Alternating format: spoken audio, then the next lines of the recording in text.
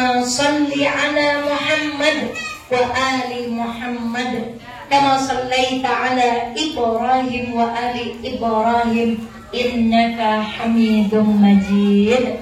Sehat semua ibu-ibu? Alhamdulillah. Sudah habis berapa tusuk sate? Tak terhitung. Ada satu tulisan yang menampar pipi saya.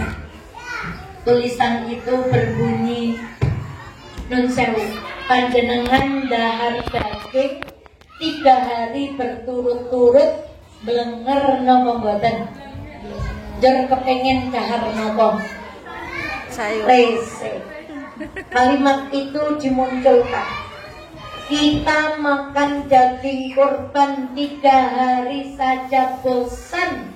Tapi anehnya manusia tidak pernah bosan memakan bangkai saudaranya sendiri. Ya, memakan bangkai saudara sendiri ini kenapa tegese? Makan daging kambing saja 3 hari blenger.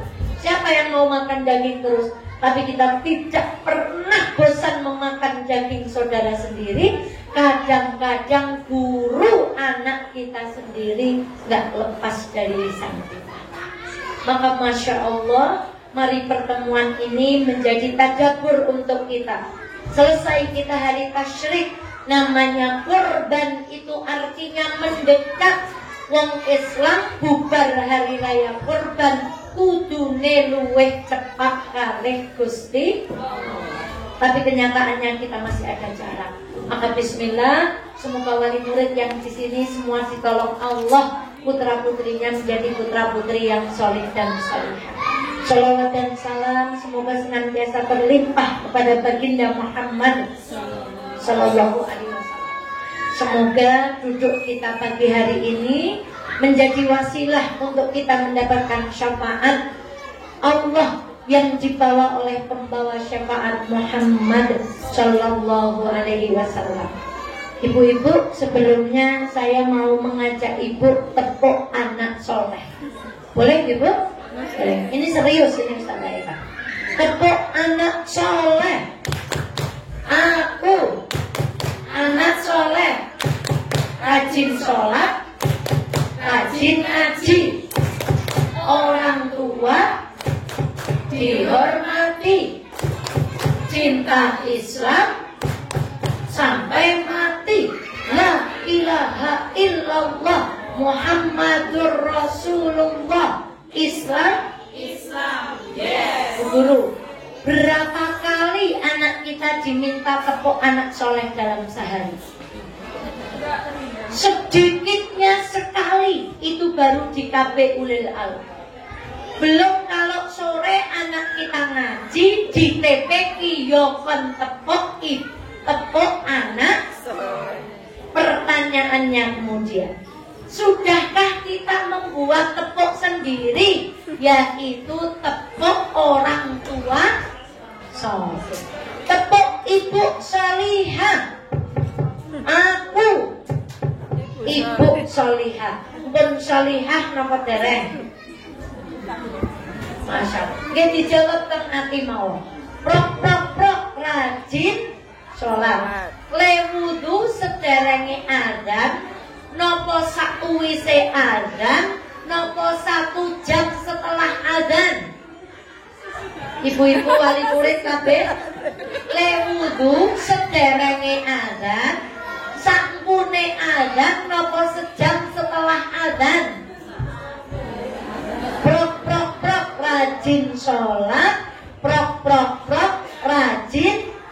Ustazah Eka mau tanya lagi, biar nggak ngantuk takoni terus. Lengao seminggu ping sinten? Bu, putrane teng sekolahan diwerehi Iqra, kondur egen kon TPQ, karepe putrane pinter maca Quran, ning ibune ora tahu.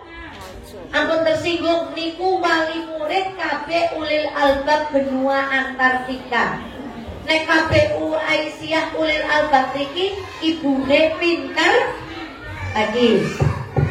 Orang tua dihormati. Nun sewu. Masihkah ada judul sinetron antara menantu dan mertua?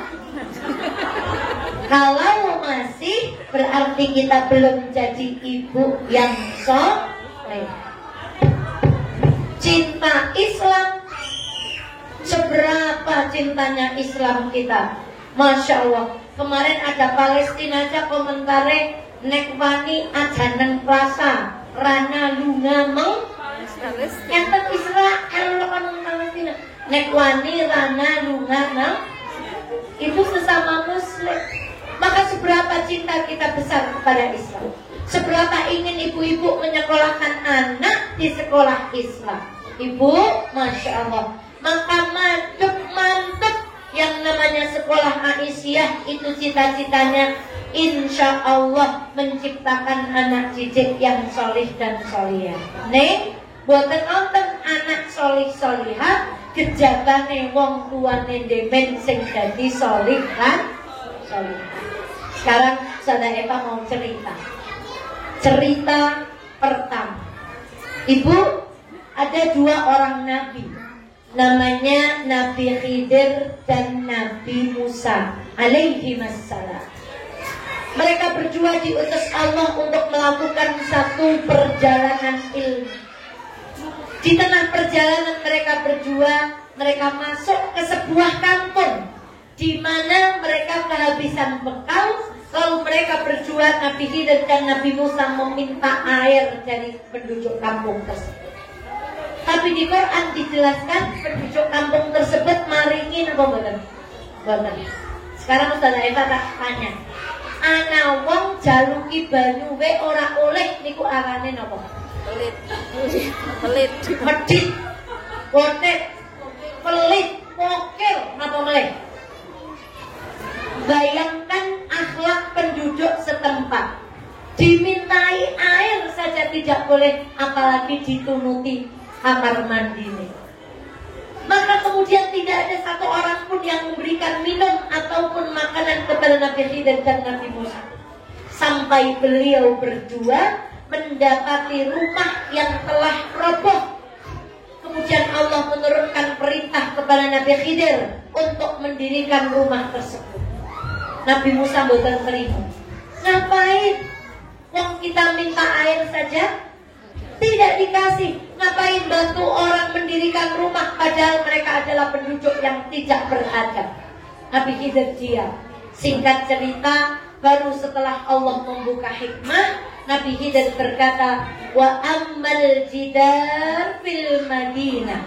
Adapun rumah yang aku bangun itu wahai Musa adalah milik gulamaini yatimain, milik 2 anak yatim. Berarti entah ibunya, entah bapaknya sudah tidak ada. 2 anak yatim. Wa kana tahtahu kanzun lahuma. Di bawah rumah reot yang aku dirikan itu ada harta karun. Saya heran dengan penamaan harta karun, karena orang yang paling kaya dan hartanya ditenggelamkan namanya korun. Jadi wong nemu apa baik nang isor lemah disebut harta. Padahal korun itu letaknya di Mesir sana. Tapi tekan Indonesia nek nemu emas nang jero lemah tetap jenenge harta karun. Kembali kepada kisah tadi. Kemudian Allah ingin menyelamatkan harta karun ini diberikan kepada 2 anak yatim. Kenapa diberikan? Kata Allah di dalam surah Al-Kahfi, rahmatan, sebagai rahmat. Yang kedua, kenapa Allah menyelamatkan hartanya? Karena abuhuma salihah. Karena kedua orang tua anak yatim ini adalah orang tua yang soleh. Dan menurut beberapa riwayat, meskipun beberapa meragukan kesahihannya, yang soleh bukan orang tuanya, tapi kakek ketujuhnya. Berarti anak ini keturunan nomor berapa, Bu? Ketujuh. Makanya di Indonesia ada istilah kae ngono bandane ora entek nganti 7 turunan. Kalimat 7 turunan itu muncul dari kisah Ashabul Kahfi. Orang kalau orang tuanya soleh, anaknya akan ditolong sampai berapa turunan? Masya Allah.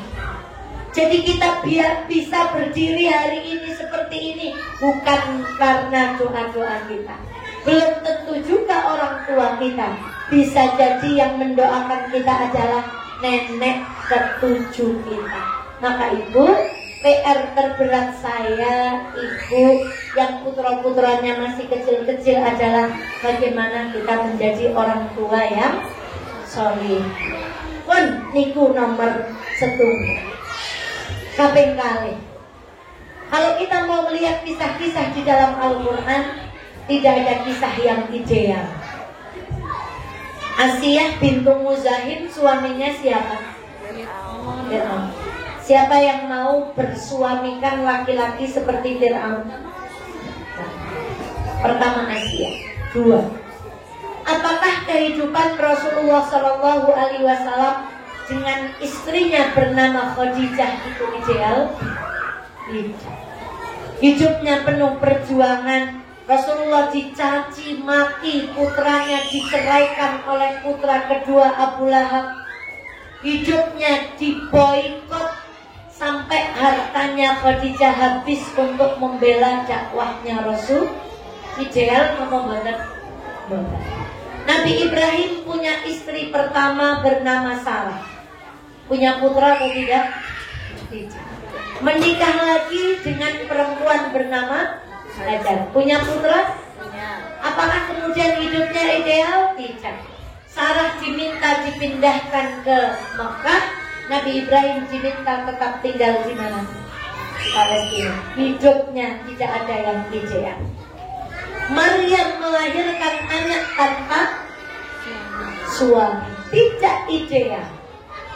Nabi Ismail hidup tanpa sosok ayah karena ayahnya jauh tinggal di Palestina. Tidak ideal. Nabi Nuh putranya disuruh naik kapal menolak. Tidak ideal. Nabi Lut istrinya masuk neraka padahal suaminya adalah seorang nabi.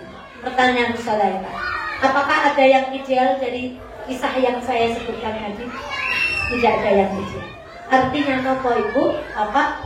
Tidak ada satupun kehidupan orang yang di ruangan ini hidupnya ideal. Suaminya ideal atau tidak bu? Ideal. Berapa dia wani ideal? Putranya ideal atau tidak bu? Mertuanya ideal atau tidak bu? Tetangganya ideal atau tidak? Sekolahnya ideal. Bahkan kami sering mengatakan kepada wali murid, nek ajen pados sekolah sempurna, tidak ada tempatnya di dunia ini. Ulil albab pun punya kekurangan. Tapi sadari betul setiap kisah yang dikisahkan Al-Quran tidak ada yang ideal. Pertanyaannya kemudian, apakah ketidakidealan itu menjadikan mereka gagal mendapatkan kebahagiaan di akhirat? Jawabannya tidak. Nabi Nuh tidak gagal, Maryam tidak gagal, Nabi Muhammad dan Khadijah tidak gagal. Kenapa? Karena mereka menjalani kehidupan keluarga sesuai dengan Al-Quran. Saya tak cerita melih, ibu. Yang sudah ngaji pokoknya dengerin aja. Niki pukul bulan, ibu. Saya mau cerita Sarah dulu. Sarah menikah dengan Nabi Ibrahim dikaruniai putra atau tidak? Belum ya, sampai tua. Lalu Nabi Ibrahim mengadakan perjalanan ke Mesir, dihadiahi seorang perempuan bernama Siti Hajar. Cobi sing teng ruangan ini ngacung. Sinten sing sanggup matur malih garwane? Matur nuwun. Ya. Ayah nikah lagi aja sama-sama Hajar. Ayah kan gak punya keturunan sama saya. Siapa tahu ayah nikah dengan Hajar terus dapat. Siapa yang sanggup angkat tangan? Tak Nabi Sarah melakukan itu. Kemudian Nabi Ibrahim menikah dengan siapa? Hajar. Punya putra atau tidak? Sekarang kalau ibu jadi Sarah, setelah suaminya menikah dengan Hajar lalu kagungan putra, sebagai istri pertamanya, ibu ikut bergembira atau tambah nelongso? Tambah nelongso? Tambah nelongso. Tapi lihat, maka Bu, berkorbannya Sarah itu dengan cara merelakan suaminya menikah lagi. Maka berkorbannya ibu hari ini, apapun keadaan suami kita di rumah, apapun keadaan ekonomi kita di rumah, apapun keadaan anak-anak kita di rumah, itulah pengorbanan kita. Sabar. Maka lihat apa yang Allah berikan. Begitu Sarah mengikhlaskan Nabi Ibrahim menikah, Nabi Ibrahim punya putra. Tiba-tiba Allah menurunkan perintah kepada Nabi Ibrahim bahwa Hajar dan Ismail yang baru lahir pergi ke tanah Mekah Al-Mukarramah. Biwadin ghairi dzi zar'in. Sekarang ibu jadi Hajar. Sering komentar miring muncul. Enak ya dadi bojo keloro. Umah dari leboni. Ora semang milu Ruka, ora seneng milu ngangsur. Umah dari nganggo, motor dari nganggo. Banda dari menikmati, ora semang milu. Sekarang coba ibu jadi Hajar. Baru melahirkan, diminta ditinggalkan di Mekah. Wong ibu periksa kehamilan nggak diantar suami saja. Apa Bu?